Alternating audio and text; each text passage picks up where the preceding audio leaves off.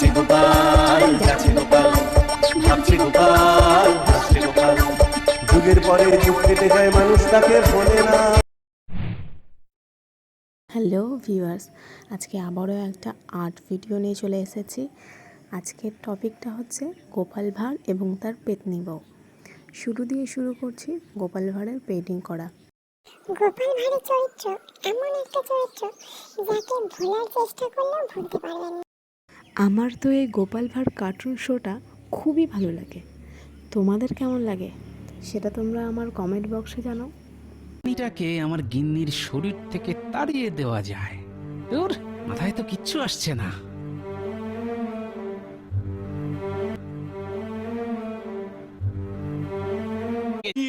ওহ, আগুনকে খুব ভয় করে। ঠিক আছে ঠিক আছে, আনবো আনবো। ফার্স্টে গোপাল ভাঁড়কে আমি কালার করে নিয়েছি অ্যাজ এ পিকচার ওয়াইজ।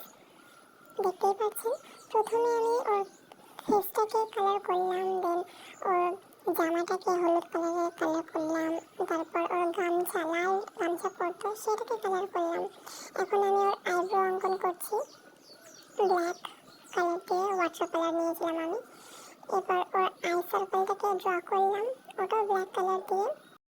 এবার আমি গোপালের টিকি সমান চুলগুলোকে কালার করে দিলাম। আরেকটা কথা, আমি এই গোপাল ভাঁড়ের ভিডিও শুটিংয়ের আগে কয়েকটা ছোট্ট স্টেপ নিয়ে একটা শর্ট ভিডিও করেছি, যেটি আমার এডিট করা বাকি আছে। সেটা এডিট হয়ে গেলে আমি তোমাদের সাথে শেয়ার করব। আশা করি সেটাও তোমাদের পছন্দ হবে। আর যদি পছন্দ হয় তাহলে অবশ্যই আমাকে জানিও। ওরে বাবা, কি গরম রে বাবা, কি গরম। দেখো, আমি তো খুব একটা ভালো আর্টিস্ট নই, তবু আমি চেষ্টা করি যতটা পিকচার ওয়াইজ ডিটেলিংয়ে যেতে পারি আর কি।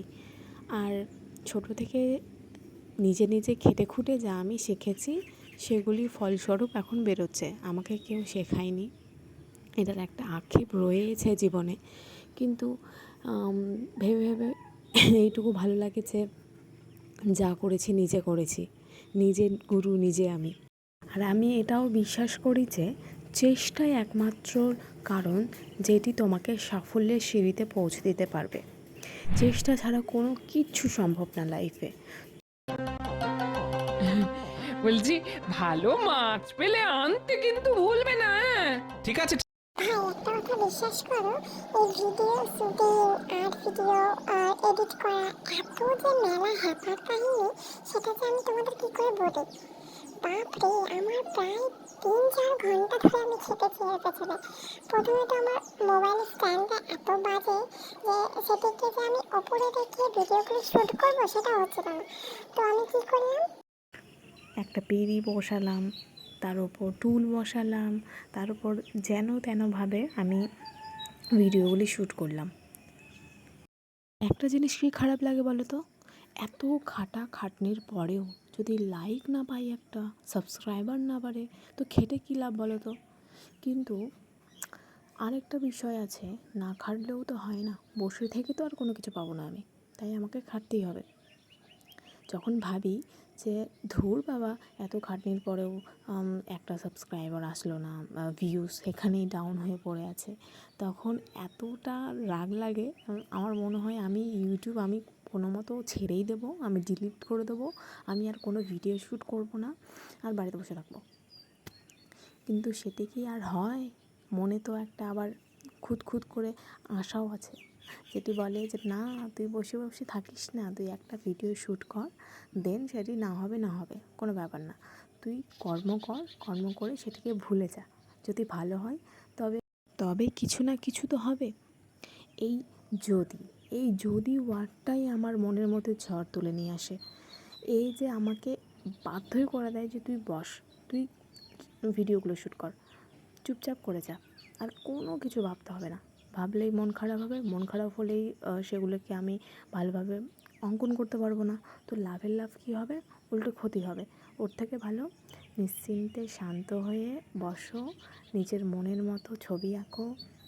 মন খারাপ থাকলেও সেটি আপনি আপনি আমার আঁকার সময় মন ঠিক হয়ে যায়। কারণ এই যে ড্রয়িংগুলো আমার জীবনের আমার সবথেকে কাছের একটা কী বলবো, আমার খুব প্রিয় একটা জিনিস।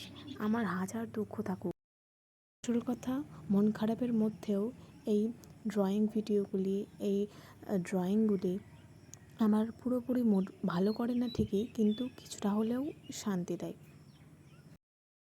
সব শেষে বলবো, লাইক করে দিও, সাবস্ক্রাইব করে দিও, বেল বাটন অন করে দিও এবং অনেক অনেক শেয়ার করে দিও।